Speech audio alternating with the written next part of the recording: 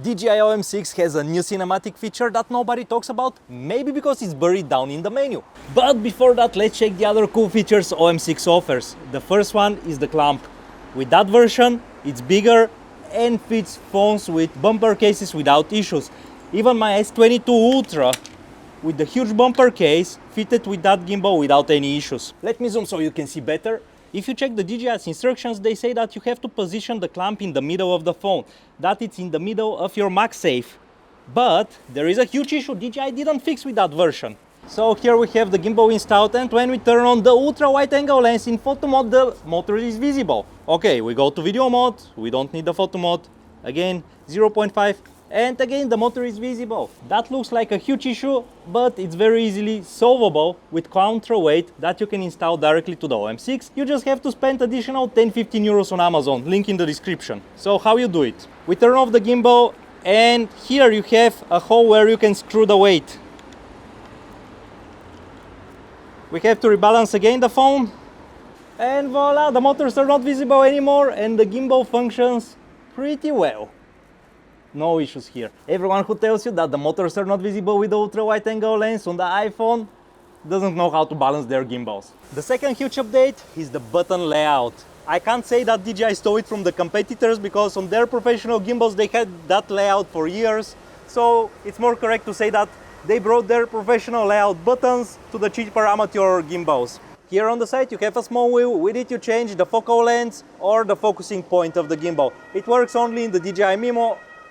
I use it 1% of the time. Here we have the rotation button. When you press it 2 times, we switch landscape and portrait. It's very comfortable for hybrid shooters. Here is the record button. It works with DJI Mimo and it works with the native camera application. And that's the M button. It's my favorite button. With it, you circle through the different gimbal modes. The first one is the pan follow. The gimbal follows left and right, up and down. As you can see, the tilt is very limited. But still, it is the best travel gimbal, and there are ways how you can still get very cinematic footage. You just have to find ways to work around. Usually, to get the most stable footage, you would hold the gimbal around 45 degrees, and it's more comfortable in that way. Unfortunately, because the tilt axis is that limited, you can't allow yourself to do it with that gimbal. But there is a workaround. Just extend the telescopic function, and here you have a hinge.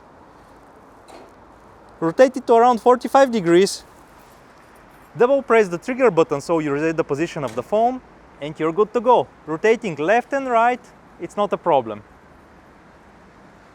Right behind me there is an amazingly beautiful monument that it's perfect to demonstrate you how to do push and tilt with the OM6. Getting the GoPro so you can see better, we switch the camera to the ultra wide angle lens, extend the telescope, adjust it to around 45-50 degrees, and we just rotate it upside down. Go in the middle of the monument. The gimbal is a little bit tilted in a weird way, so we press the trigger button 2 times so we reset the phone. Forgot to press the record button. Boop. So go close to the ground, push and tilt at the same time.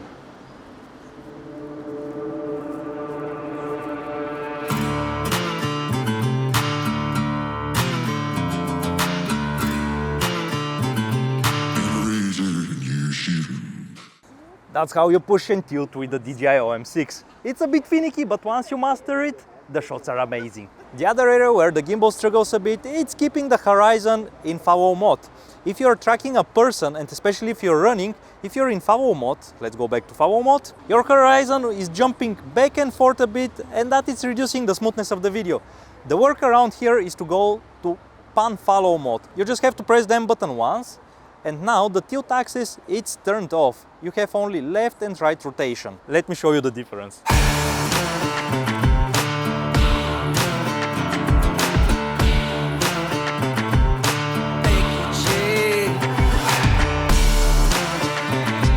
Another cool feature DJI introduced with that gimbal is the force adjustment. So if I just push the phone, it will automatically switch to portrait or landscape. Next we have the force adjustments of the motor. You can adjust as well the tilt axis, so not much, but still. The next huge update that Gimbal got is the improved tracking. You know that I'm big on hyperlapses. Let's check how good is the tracking here.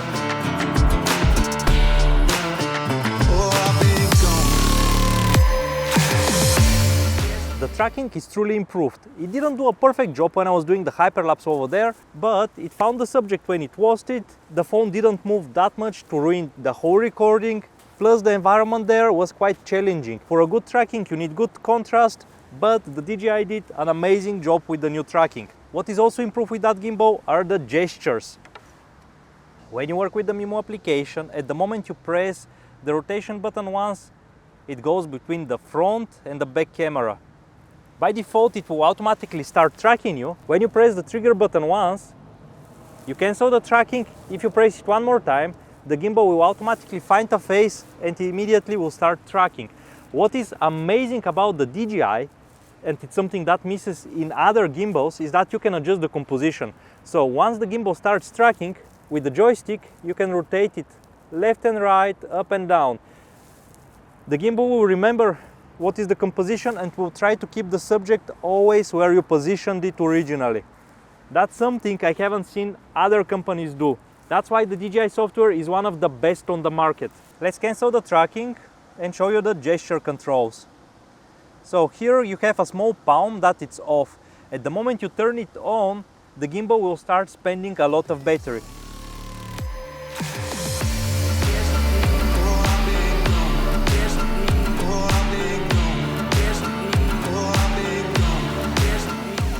The gesture controls this year works amazingly fast and it's very efficient. With OM5 I had a lot of issues.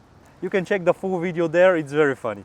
Now it's time to check the newest cinematic feature DJI introduced with that gimbal and nobody talks about. Hey, what about the sponsor of the video? We have a sponsor? Epidemic Sound. Are they good? Yes, they're the best on the market. We don't advertise crappy stuff on our channel. Do you think the people will like that offer? People will love it. You get unlimited songs and sound effects. Your YouTube channel is never getting demonetized. You can use the songs on your Instagram, so your social medias were never being happier. If they follow the discount link in the description, they are getting 30 days free trial. Come here to the three-dot menu, go to the gimbal, and you have follow speed. With OM5 you had only two options here. You had fast and medium, but you didn't have slow. When you activate it, the gimbal will become very slow and lazy. And you'll be like, why the heck do I need the slow feature? You need it for the telephoto lens. Before, the gimbal was so jerky that you couldn't get any decent result with the telephoto lens. Now you can do some epic orbit shots. Let me show you how it works. So let's go from left to right. Press the record button and we start walking very slowly. Ah, it's so easy when the gimbal is in the slow mode to get something epic. It's really easy to control it. Another way to get epic orbit shots is to use the tracking. If you're not that confident with your skills, just select the subject, adjust the composition. Let's press the record button and do exactly the same. Walk very slowly.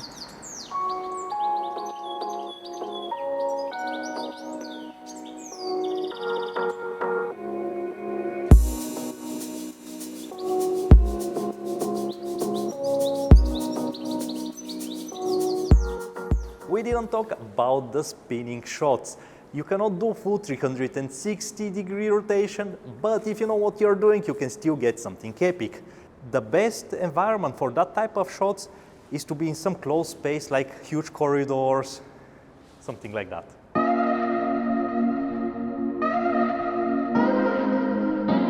I hope you enjoyed that episode. See you in the next one. Bye. Servus. Bye.